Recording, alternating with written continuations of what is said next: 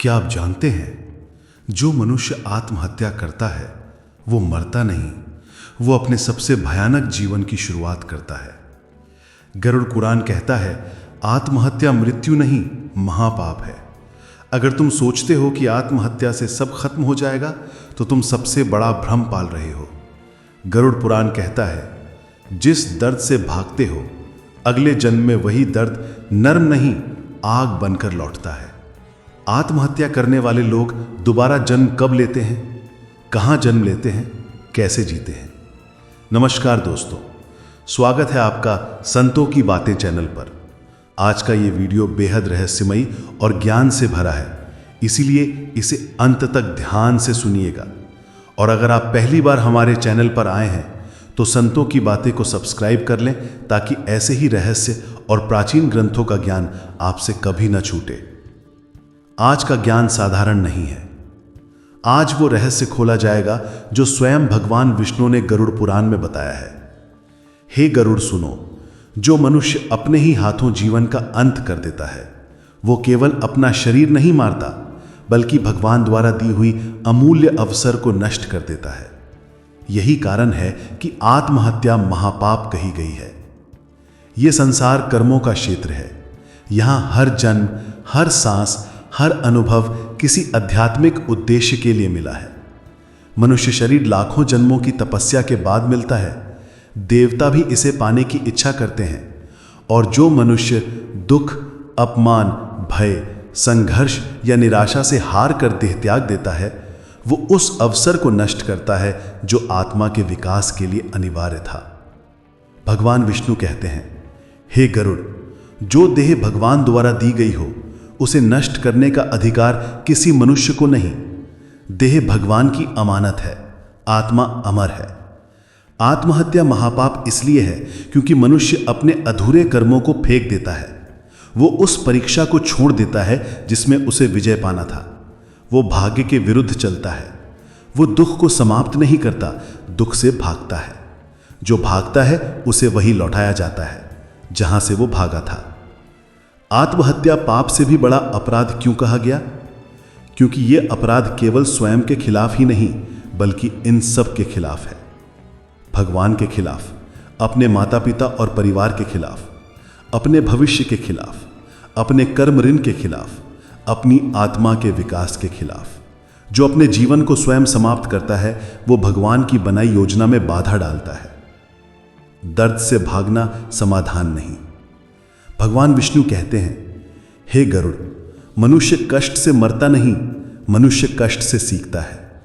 दुख जीवन का अंत नहीं, दुख जीवन बदलने का संकेत है।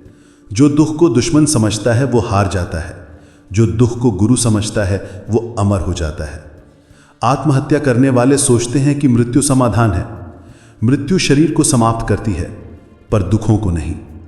जो दुख उस मनुष्य को जीवन में मिले थे, उन्हीं दुखों का सामना उसे मृत्यु के बाद भी करना पड़ता है, लेकिन 100 गुना अधिक पीड़ा के साथ। आत्महत्या महापाप इसलिए है क्योंकि यह भगवान के आदेश का विरोध है। यह कर्म चक्र को तोड़ने का प्रयास है। यह जीवन से भागना है, लड़ना नहीं। यह अधूरी कहानी, अधूरी यात्रा छोड़ना है। दर्द से मत भागो, दर्द ही तुम्हें दिव्यता तक ले जाता है। जिसे मृत्यु समझते हो वो दुख का अंत नहीं, वो दुख का आगाज है। लोग आत्महत्या क्यों करते हैं? डिप्रेशन, अकेलापन, प्रेम विफलता, आर्थिक संकट, पारिवारिक दबाव, मानसिक अंधकार, इन सभी के आध्यात्मिक कारण। मनुष्य आत्महत्या इसीलिए नहीं करता क्योंकि जीवन कठिन होता है। मनुष्य आत्महत्या इसलिए करता है क्योंकि वो स्वयं को कठिनाइयों से कमजोर समझ लेता है। संसार में कोई भी दुख, पीड़ा, असफलता या अपमान इतना बड़ा नहीं कि जीवन का अंत करना पड़े। लेकिन जब मनुष्य का मन अंधकार से भर जाता है, जब आशा की रोशनी बुझ जाती है, जब आत्मबल गिर जाता है, तब आत्महत्या करने का विचार जन्म लेता है। मनुष्य शरीर नहीं मारता, मनुष्य अपने टूटे हुए मन को समाप्त करना चाहता है। मनुष्य आत्महत्या क्यों करता है?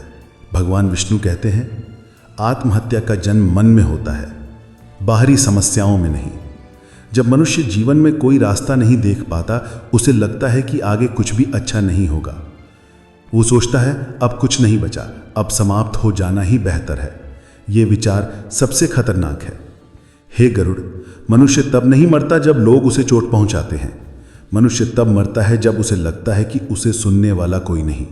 मनुष्य के पास लोग हो सकते हैं, परंतु भावनात्मक रूप से वो अकेला पड़ जाता है। मनुष्य दिल से अधिक दिमाग से मरता है। जब प्रेम टूटता है, मनुष्य सोचता है कि उसका मूल्य खत्म हो गया, उसका जीवन समाप्त हो गया। परंतु हे गरुड़, किसी का जाना मनुष्य की कीमत नहीं बढ़ाता। मनुष्य स्वयं अपनी कीमत भूल जाता है। अपमान, समाज का डर। कुछ लोग इसलिए मरते हैं क्योंकि उन्हें अपमान का भय होता है। लोग क्या कहेंगे इसकी चिंता होती है। प्रतिष्ठा खोने का डर होता है। वो सोचते हैं मौत इज्जत बचा लेगी, पर मृत्यु समस्या नहीं बचाती। मृत्यु आत्मा पर कलंक छोड़ जाती है। आर्थिक संकट, पैसों की तंगी, कर्ज। जब दरवाजे बंद होते महसूस होते हैं, मनुष्य सोचता है मैं बोझ बन गया हूं। परंतु धन का नुकसान जीवन नहीं छीनता। धन वापस कमाया जा सकता है, पर जीवन नहीं। डिप्रेशन, एंजाइटी और मानसिक रोग। जब मन मनुष्य का मित्र नहीं रह जाता, मनुष्य अपने भीतर का युद्ध हार जाता है। आत्महत्या करने वाले अधिकतर लोग भावनाएं महसूस करते हैं। मुझसे सहन नहीं हो रहा, मैं गलत हूं, मैं कमजोर हूं, मैं अकेला हूं, मेरा कोई मूल्य नहीं। मनुष्य दुख से नहीं मरता, मनुष्य दुख के बारे में अपनी सोच से मरता है। बचपन के घाव, ट्रॉमा। कई आत्माएं बचपन से ही दर्द लेकर बड़ी होती हैं। घर में झगड़े, माता पिता का कठोर व्यवहार, तिरस्कार, शोषण, प्रेम की कमी। जिस व्यक्ति को बचपन में प्रेम नहीं मिलता, वह बड़े होकर स्वयं को प्रेम देने में असफल हो जाता है। असफलता का डर, परीक्षा में फेल होना, नौकरी ना मिलना, व्यापार का गिरना, ये जीवन का अंत नहीं, ये जीवन की शुरुआत है। पर कमजोर मन उन्हें अंत मान लेता है। हे गरुड़, असफलता रास्ता बंद नहीं करती, असफलता दिशा बदलती है। वास्तविक पीड़ा क्या है? मनुष्य आत्महत्या इसलिए नहीं करता क्योंकि समस्या बड़ी होती है। मनुष्य आत्महत्या इसलिए करता है क्योंकि उसका मन छोटा हो जाता है। मन छोटे गिलास की तरह है। अगर उसमें एक चुटकी नमक डालो तो पानी कड़वा हो जाता है, लेकिन अगर वही पानी समंदर हो तो नमक का स्वाद नहीं आता।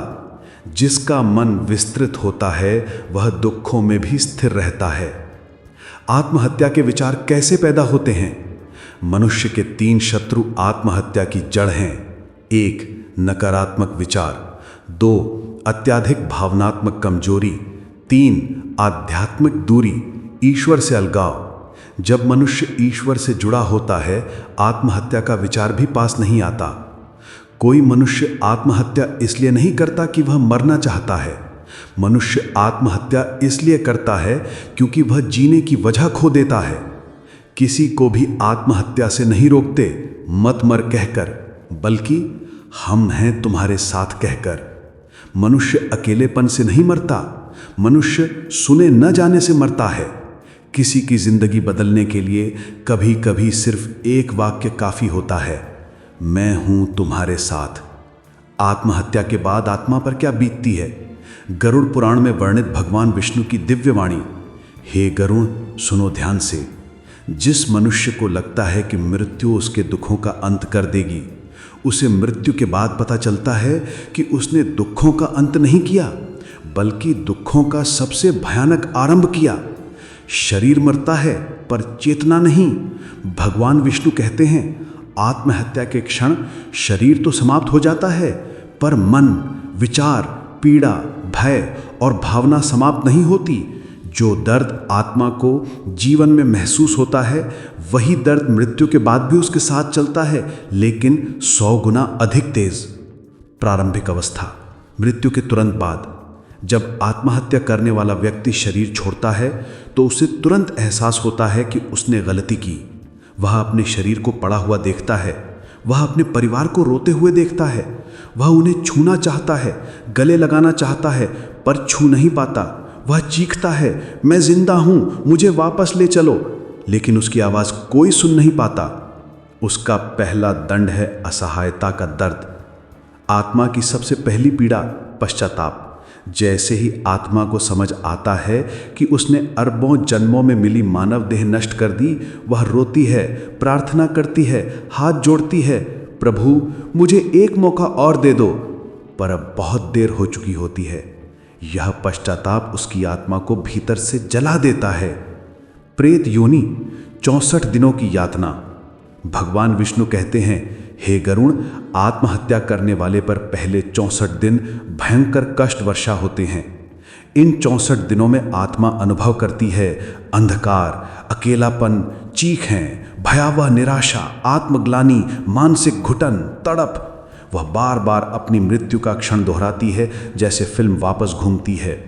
यदि उसने फांसी लगाई तो उसका सूक्ष्म शरीर गले में फंदे का कसाव महसूस करता रहता है। यदि उसने जहर खाया तो जलन, उल्टियां, सांस बंद होने का एहसास बार बार होता है। यदि उसने कूदकर या ट्रेन से कटकर प्राण दिए तो टूटना, दर्द, चीख और भय बार बार अनुभव होता है। हे गरुड़, आत्मा अपनी ही मृत्यु को बार बार पुनः जीती है। परिवार की चीखें आत्मा को चीर देती हैं। आत्मा अपने प्रियजनों को देखती हैं। माँ के आंसू, पिता का टूटना, बच्चों का रोना, भाई बहनों को चीख है। वे चाहकर भी उन्हें सांत्वना नहीं दे सकती। ये उसकी दूसरी यातना है। ऐसी आत्मा कहती है, काश मैंने रुककर सोचा होता। जीवित अवस्था में अकेलापन सबसे बड़ा कष्ट लगता है, पर मृत्यु के बाद जो अकेलापन मिलता है उससे अंधकार भी डरता है। आत्मा एक अनंत सुरंग में भटकती है। न कोई प्रकाश, न कोई आवाज, न कोई दिशा, सिर्फ अनंत खालीपन और घुटन। मानसिक यातना सबसे बड़े नरक से भी कठिन। भगवान विष्णु कहते हैं, आत्महत्या करने वाला आत्मा को बाहरी यातना नहीं मिलती।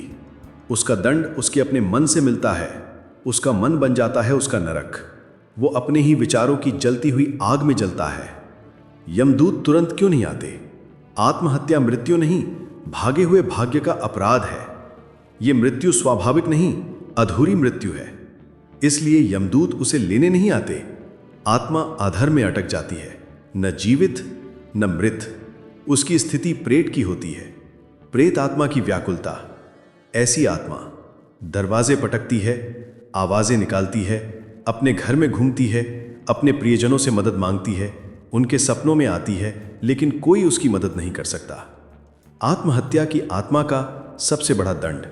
भगवान विष्णु कहते हैं, आत्महत्या की आत्मा का सबसे बड़ा दंड यह है कि उसे जीवन से भागने का परिणाम मृत्यु में भी भागने नहीं देता। वो हर क्षण सोचती है, काश मैं मरने से लड़ती, काश मैं जीने का कारण ढूंढती। आत्महत्या दुख को समाप्त नहीं करती। आत्महत्या दुख को अनंत बना देती है। जो मृत्यु को समाधान समझता है वो मृत्यु के बाद जानता है कि उसने समाधान नहीं, सबसे भयंकर पीड़ा को चुना। अगर तुम किसी दर्द से गुजर रहे हो तो टूटना मत, रुकना मत। दर्द में छुपा है मोक्ष, संघर्ष में छुपा है भगवान का आलिंगन। आत्महत्या करने वालों का अगला जन्म कब और कैसे होता है, किस योनि में जन्म मिल सकता है, कैसे शरीर मिलता है, कितने वर्षों बाद जन्म मिलता है, ये ज्ञान केवल भय देने के लिए नहीं बल्कि जागृति जगाने के लिए है। जो आत्मा आत्महत्या करती है वो मृत्यु नहीं पाती।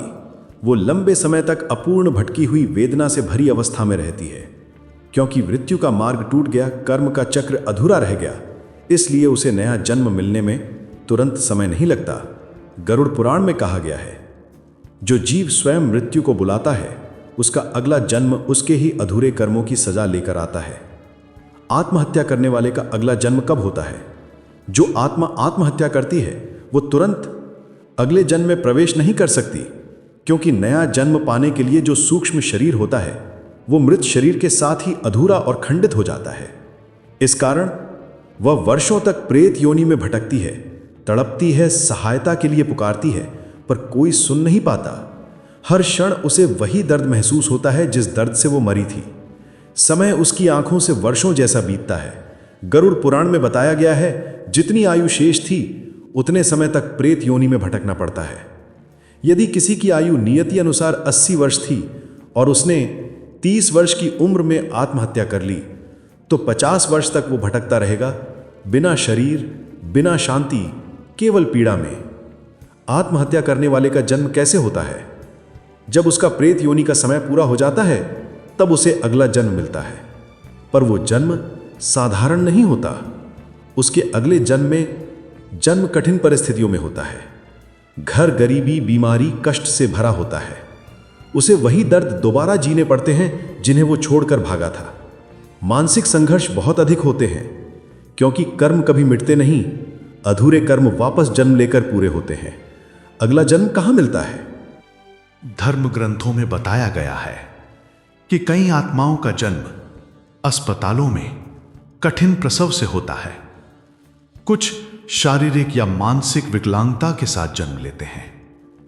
कुछ अनाथालयों या युद्ध प्रभावित क्षेत्रों में जन्म लेते हैं, ताकि वो हर दर्द को समझें जो पहले अधूरा छोड़कर भागे थे। ये दंड नहीं, कर्म की शिक्षा है। आत्मा को मजबूत बनाने का मार्ग है। क्यों ऐसा जन्म दिया जाता है? ब्रह्मांड का नियम है, जो भागता है उसे भागकर नहीं, सामना करके जीतना सीखना पड़ता है। अगर पहले जन्म में आत्मा टूट गई थी, तो अगले जन्म में उसे फिर से अवसर मिलता है अपने आप को पूरा करने का, अपने कर्मों को संतुलित करने का, जीवन को समझने और जीतने का।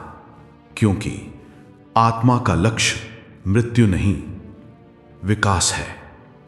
हे जीव, तुम्हारा जीवन तुम्हारी साधना है। तुम्हारे कष्ट तुम्हारी परीक्षा है। भागने वाले कभी जीतते नहीं। जो संघर्ष करता है वही वीर बनता है।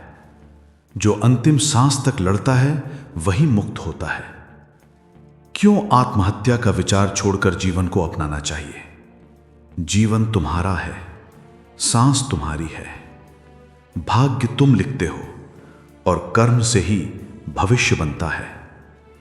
जो लोग कष्टों से टूटकर आत्महत्या की राह चुनते हैं, वे सोचते हैं कि यह अंत है, परंतु यह अंत नहीं, यह सबसे लंबी और पीड़ादायक शुरुआत है। आत्महत्या समाधान नहीं, भ्रम है। दर्द से भागने पर दर्द खत्म नहीं होता, वो अगले जन्म में दोगुनी शक्ति से लौटता है। जो मौत स्वयं चुनता है, उसे जीवन को बार बार कठोर रूप में चुनना पड़ता है, क्योंकि कर्म से कोई भाग नहीं सकता। ब्रह्मांड में ना कोई अन्याय है, ना कोई गलती। जो मिला है वो तुम्हें मजबूत बनाने के लिए मिला है। जीवन क्यों अनमोल है? क्योंकि एक सांस में भी ब्रह्मांड की शक्ति बहती है। क्योंकि हर दर्द तुम्हें और गहरा बनाता है। क्योंकि आत्मा का लक्ष्य पूर्णता है, हार नहीं। क्योंकि उदय वहीं से होता है जहां अंधेरा सबसे घना हो। याद रखो, रात जितनी काली हो, सुबह उतनी ही उजली होती है। जो आज टूट रहे हो, वही लोग कल दूसरों के लिए प्रकाश बनते हैं। आज का संघर्ष तुम्हारी पहचान बनेगा। कभी भी ये मत सोचो कि तुम अकेले हो। एक क्षण रुक जाओ, सांस लो, रो लो, किसी से बात करो, पर हार मत मानो, क्योंकि तुम इस पृथ्वी पर यूं ही नहीं आए हो। तुम्हारे जीवन का उद्देश्य बड़ा है। तुम्हारा अस्तित्व महत्वपूर्ण है। हे वीरात्मा, याद रखो, जो लड़ाई तुम आज लड़ रहे हो, वही तुम्हें आने वाले जन्मों में देवत्व में परिवर्तित करेगी। मरकर मत जीतना, जीकर जीतना सीखो। तुम्हारी हिम्मत ही परमात्मा का सबसे बड़ा सम्मान है। जब तुम हार नहीं मानते, तब स्वयं भगवान तुम्हें जीतने के लिए मार्ग खोलते हैं। अगर ये ज्ञान आपको जागृति दे, तो इसे उन लोगों तक पहुंचाओ जो दर्द में डूबे हैं, ताकि कोई भी आत्महत्या का रास्ता ना चुने, बल्कि जीवन को जीतने का मार्ग चुने। जीवन सुंदर है अगर तुम विश्वास करना सीख लो। तूफान आएंगे, पर सूर्य फिर चमकेगा। अपने आप पर भरोसा रखो, क्योंकि भगवान उसी के साथ खड़े होते हैं जो अंत तक खड़ा रहता है। हर सांस में ईश्वर है, हर धड़कन में चमत्कार है। जीवन को अपनाओ, मौत से मत भागो। अगर ये वीडियो आपके हृदय को छू गया हो, तो इसे दूसरों तक जरूर पहुंचाएं, क्योंकि ज्ञान बांटने से बढ़ता है। और अगर आप ऐसी ही और आत्मिक बातों को सुनना चाहते हैं तो चैनल संतों की बातें को सब्सक्राइब करें। कमेंट में लिखो जय श्री कृष्णा, जय श्री कृष्णा।